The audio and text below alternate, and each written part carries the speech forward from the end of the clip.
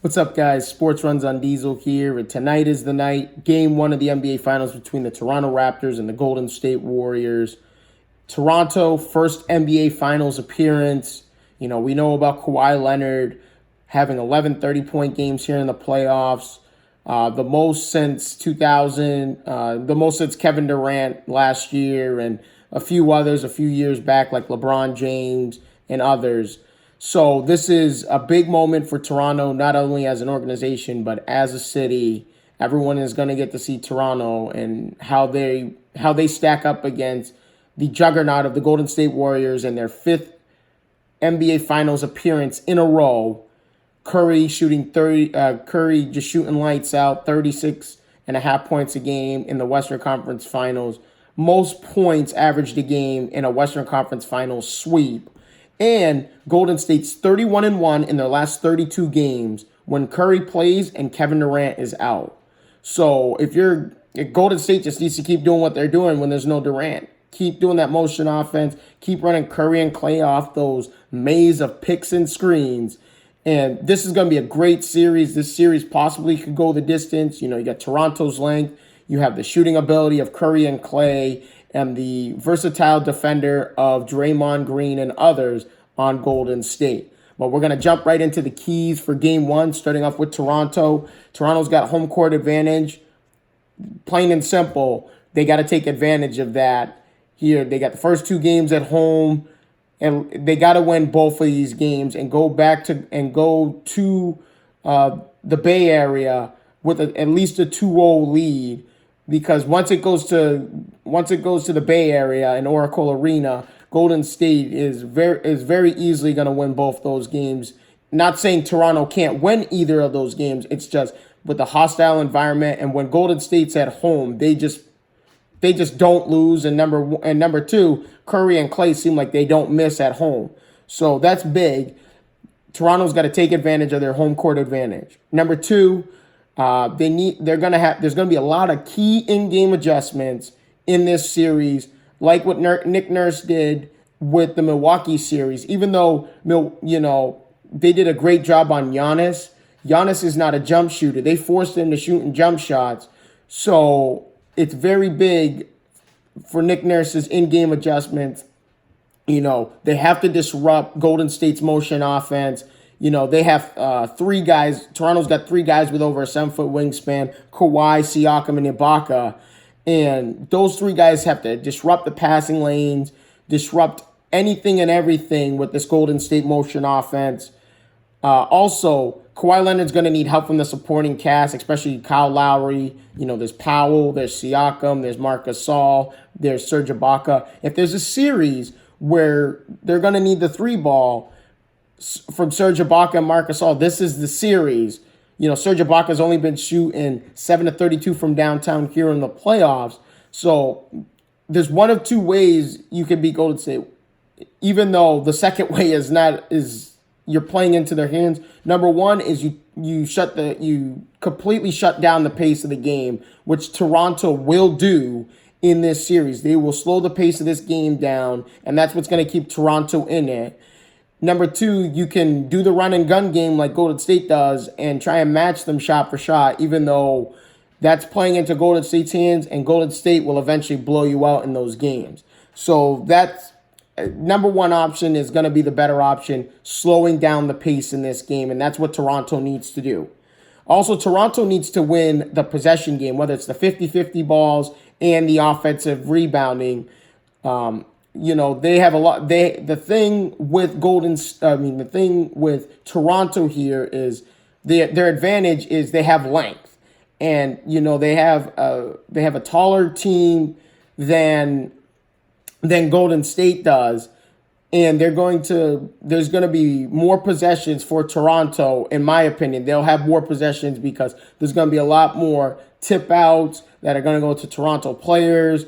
I think Toronto needs to win the possession game, whether it's the 50-50 balls on the floor or whether it's offensive rebounding. They have to win the possession game, and I believe they will because they're just a bigger team, a taller team, and a more athletic team than Golden State.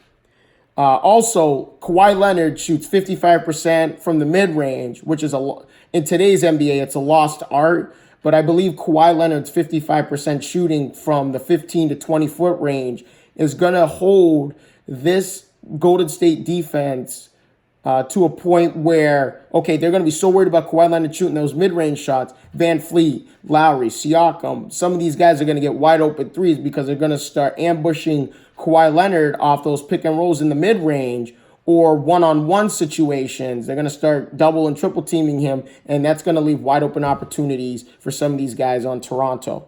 Also, Kawhi Leonard should be looking to go backdoor in this series with the aggressiveness of Klay Thompson and Andre Iguodala defending, denying the ball.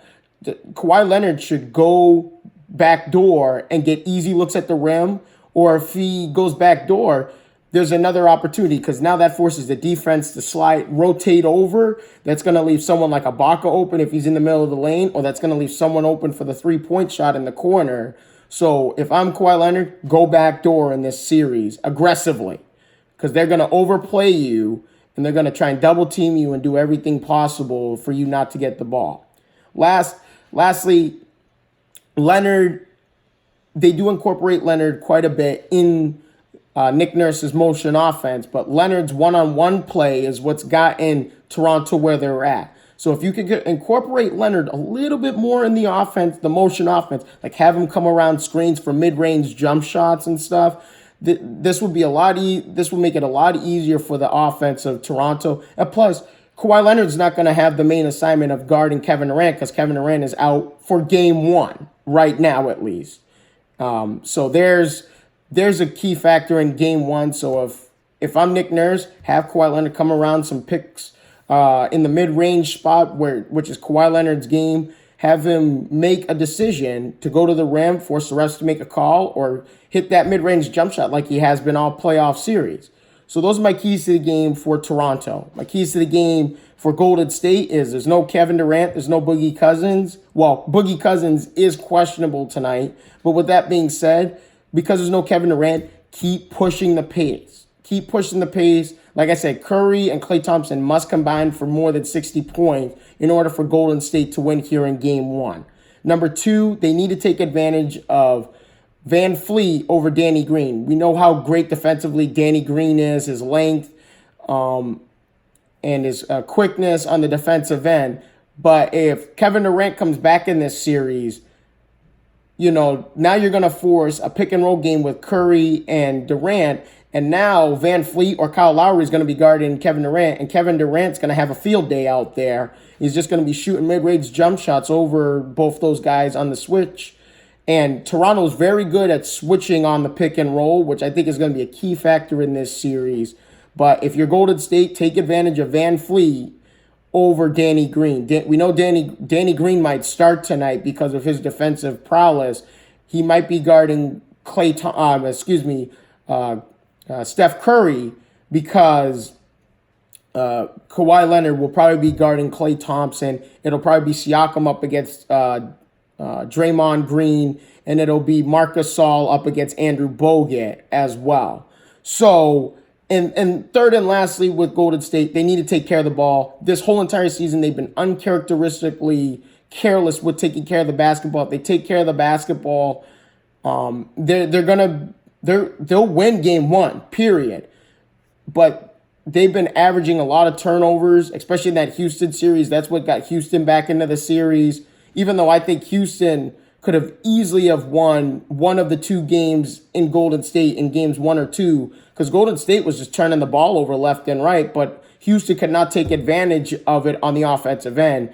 And I believe with this Toronto Raptors team, they will take advantage of the poor miscues with Golden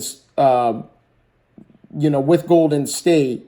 So, and that's another thing. Toronto's got to take care of the ball too, because the last thing you want to do is turn the ball over 2-3 possessions in a row, and now you could be up 5 and now you're down 10 because you had 3 or 4 or a few bad possessions in a row, and that plays right into Golden State's pushing the pace offense and them lighting it up from downtown. So this is going to be a fun series. I'm not going to make a prediction yet on who's going to win this series. I have no idea what's going to happen here in game one. But there's a lot of key factors on both sides here. Key factors for each team to winning game one. So, but I want to thank you guys for your time. Stay tuned for my analysis on game one and my keys to victory on game two coming right up. Soon to a theater near you. But thank you guys for your time. Smash that like button and have a good day.